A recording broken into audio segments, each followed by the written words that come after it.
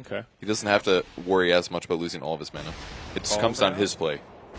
Both call downs connect on CTY.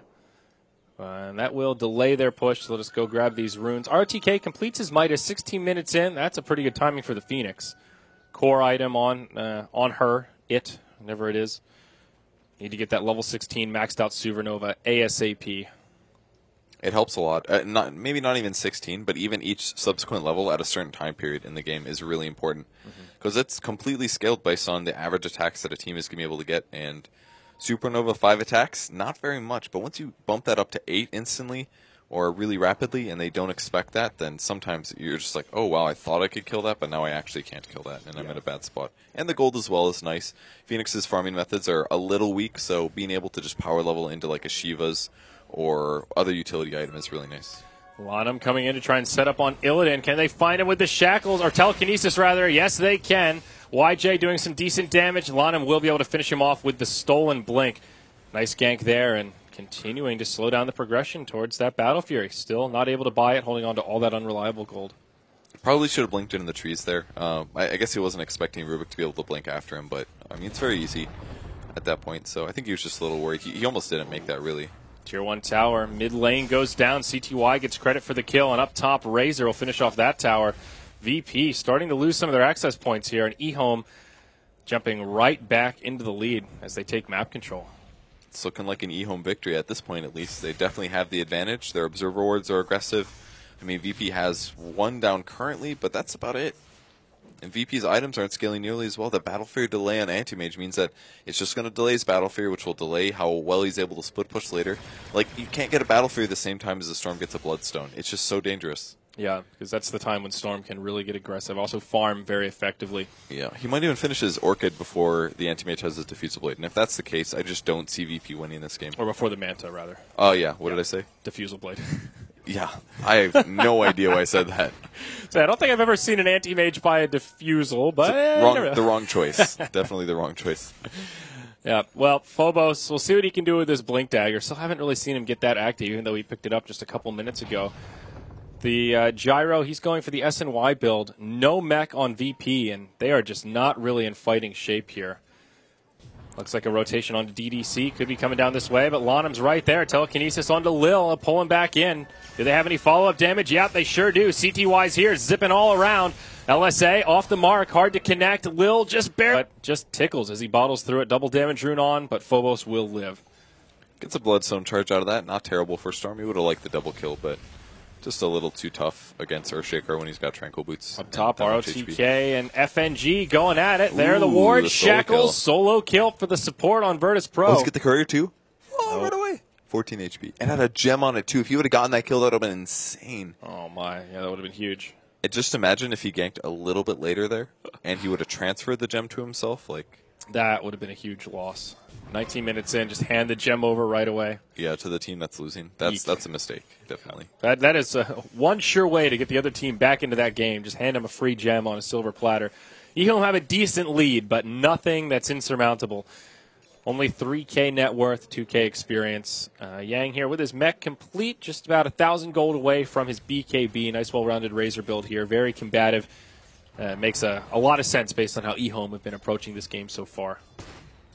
Either way, that solo kill by FNG is really important because he normally plays the super defensive role, and if he can somehow greed out something like a Blink Dagger, it's really going to up their ability to kill heroes like Storm and initiate properly. So I really feel like he has to get a Blink this game. Like Shadow Shaman, no, he's not going aggressive. He's playing it safe. Yeah. He's not quite level 11 yet, though. Yeah. I think part of the reason why he'll continue to be a little more passive, at least till he hits that point. And you can't really just grab it from a rune spot and run into the enemy danger zone. Because Yeah. if they have a ward up, they see you and you die consistently. So I think that's why they didn't even bother going. They're like, there's no way he's going to be that stupid. It works in pubs, but it does not work in games like these. Yeah.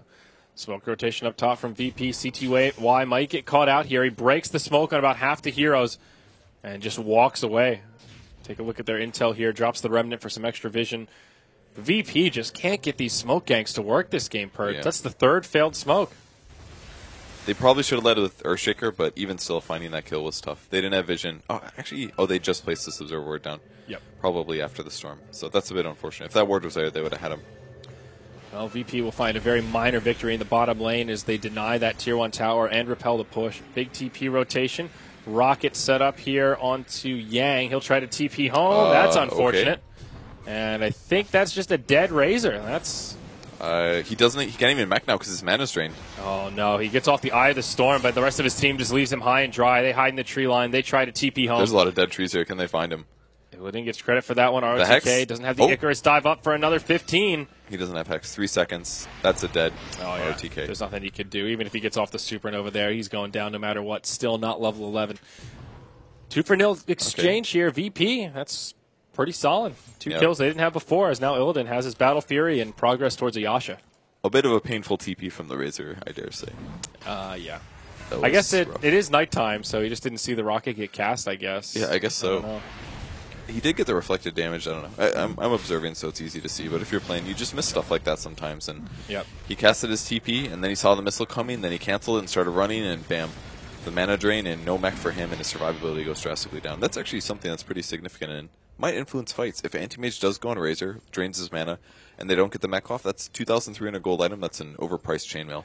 Yeah, you're right. I mean, Razor is one of those heroes that does have some mana issues. Mech is about a third of his mana pool. So if he just does a full rotation of his spells, doesn't give you a hell of a lot left to work with. Yeah.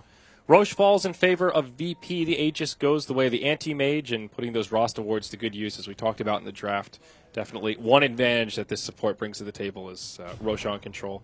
Looks like FNG maybe just going for a Force Staff here as he picks up the Staff of Wizardry. Could also be the Yules to get those ward traps going. I think it's going to be a Force Staff, probably. Yeah, I think so, too. He doesn't... I mean, I don't know how good his ward traps are. If it was Lil, he does not need a Yules to get the ward trap. FNG might not be as practiced as on Shadow Shaman. He's playing it fine, though.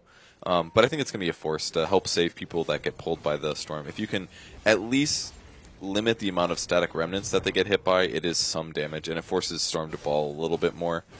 It's kind of like wasting Storm's mana a slight amount. And same with anybody that gets out of position. They're going to get lifted by Rubik, and sometimes the Force might be the difference between them living or not. Yeah. CTY now very close to his Orchid. He's got both Oblivion Staffs and about 300 gold to spare. Great news there. Looks like it'll be a pretty good timing against the Anti-Mage, who still is nowhere close to the Manta. Illidan can definitely recover, though. I mean, he got that kill against the Razor. Yeah.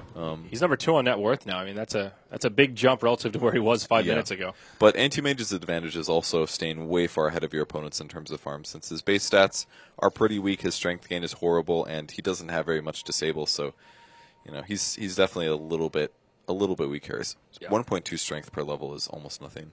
Yeah. That's very true. VP grouped up here. Could be a little skirmish around this bottom room. Both teams with a lot of reinforcements inbound. But they will just disengage here. They've not lost the gem either. Picked up on ROTK. Lanham just carrying this baby around, trying to get some vision control for the team. Only 1 observer ward down for the Dire, or 2 rather. 1 down bottom and then 1 in their jungle here. Not a huge amount of intel for VP around the map. Anti-Mage finding Storm Spirit. Or it's the Orchid on CTY, though. Yeah. Ooh. This is scary. Illidan pokes up. He sees it and goes, I don't know if I want to go on that. Instead, they jump onto FNG. Orchid deployed. That should be a kill on the Shadow Shaman. The Soulbird finishes him off, but CTY just gets blasted by the Laguna call down. Yang comes in. Static Link is on, draining what damage he can. Only plus 56. And it looks like this will be just a 1-for-1. Long-range Splinter Blast connects on G. But eHome kind of on the back foot here. Yang just in the front lines kind of poking at him. But now the dunk from Phobos does some good damage. Winter's Curse deployed in return. BKB deployed by Yang. He'll stay in the front lines. Now they want to turn it around. Illidan reinitiates, but there's the Supernova to do some extra damage. Yang loses the BKB. CTY's back. And they'll finish off the Anti-Mage. He does have the Aegis of the Immortal. He'll be coming right back. And the Orchid right away. CTY, what a player. They lock him down and make it a great fight for the Radiant. There was a buyback on the Rubik to make that happen. The Storm did not need to buy back. It's just those Bloodstone charges that allowed him to respawn so quickly. Yeah, they had to be more cognizant of the fact that he was going to respawn fast. And it's tough. You get a kill and you're like, oh my god, we killed the Storm, the guy that's really difficult to kill. And you think you can stay around and fight because things look all right. But look, he just jumps back in and respawns, might be able to kill FNG. He's still got a Force. He gets killed in 1 pull duration, and all of a sudden, because they forgot about that Storm, they're losing kill after kill after kill. Aegis and Refresh on Anti-Mage, the Aegis and his second life on Anti-Mage. They've lost Lina, they've lost Shadow Shaman a second time, all because they weren't mindful of that cooldown. And it's so important to look up, but it's so difficult to have that that fundamental thing about Dota changed in your mind where, wow, somebody respawns really fast and you don't hear the buyback sound. Yeah. Well, VP handing over a bit more than they intended to in the aftermath of that first skirmish. CTY does let the gyro get away and instead goes for the free kill on FNG and then ultimately finishes off Lil as well. They get that tier 2 tower mid and gives them the gold gain to be right back where they were, about 4K or so, net worth lead, 3K experience. ROTK now level 13, 2,300 gold. We'll start seeing some items pop onto this Phoenix. Probably a Shiva's Guard. Pretty core item on this hero. Always good to have against an anti-mage, Gyro, Lina, all these auto-attacking heroes. You might think it's bad because it increases his mana pool, but it also really decreases the attack speed of his illusions. Yes. Like you usually, anti-mage doesn't buy that many agility items usually unless he goes for like a butterfly. And if he skips that, then his illusions are basically just at his base agility and the Manta style. So, silence on Illidan now. He may end up dying right out of a fissure. Oh, yeah. I think the Soul Burn could be enough. They've even got the Winter's Curse there to make sure he's locked down. Nothing Illidan could do. He even had the fissure from his friendly Earthshaker there. Not enough. It was kind of poor positioning, I think. He was very close to a tier 1 tower. They may have been going into the jungle anyways to go find him and kill him. So, again, he goes down. Still doesn't have an ultimate orb. No Manta in sight. In the mid lane, deployed on the tower. FNG will get the tower kill. CTY wants to continue the chase, but just can't quite do it. Now running low on mana. Lil on the high ground, left behind, but the Fiery Spirits will miss, and they will no longer pursue. Oh, and the ward's got the tower? Yep. That's pretty good for VP there. I mean, the Storm will get the last hits, but... that one was a lot, 38. Yeah, that's a lot of gold, though. If you kill all of the Rost awards, that's as much as a hero kill. Yeah, it's about 250 at least. Yeah. They're about 28 to 35. So, I guess given the position VP is in, every little bit helps, but definitely not coming for free. Yep, definitely not. So, Shadow Shaman up to 700 gold. BKB's up on Gyrocopter, so he's ready to fight. Anti-Mage not ready to fight. At this point, Anti-Mage should have Manta... maybe a BKB, maybe his third item, maybe halfway through his third item, and he still doesn't have his ultimate orb even. He needs the Manta to be survivable against the Orchid. And those early ganks for eHome completely put a kink in VP's plans. Yep, no doubt about it. Now, eHome is just in control of this game. There's the plate mount out on ROTK. DDC's been able to pick up the Glimmer Cape on Winter Wyvern. And Yang probably just moving into an Assault Karas, given that Phoenix already has a plate mail as well. Storm's just running around like crazy here, doing super aggressive things. He's got 11 Bloodstone charges, so pretty good mana. Yeah, CTY's feeling good this game. He's had a pretty good showing so far. 6-1-3 in 28 minutes rather. Only a few outer towers remaining here for VP. If you look at Radiant Vision, they've only got a couple wards down, but pretty aggressive. One lane ward here in the mid, and then one down bottom. They will start to pressure this bottom tier 1 and VP, or bottom tier 2 as VP move into the tier 1 up top. Looks like they'll be able to finish this off and maybe even come back to mount a defense. I think a trade is okay here for VP. They're already far behind. They can't really take a team fight. Storm could very easily just outplay them and make everything really terrible. They have to get the Manta done, and they're very close now. eHome drawn on the map. They know where they're at, and there's the traded tower. Razor gets the kill, and now they're TPing back. That's Rubik first. Okay. Razor next. They drop the wards, and they're out. Glyph used by eHome. Manta now picked up by Anti-Mage. Okay. So that definitely makes a big difference here. Yang will just come in and try and clear up these wards. No. Just a fissure. It's too dangerous, honestly, because all that has to happen is Phoenix dives forward, casts Fire Spirits and ultis, and then VP has to either kill the egg instantly or they have to retreat. And at that point, they're already committed. Yeah. So absolutely not safe to go in on that, especially he's got BKB. If you stop the chain stun, you definitely lose the fight. And now, speaking of BKB, CTY completes his, coming out on the courier right now. Storm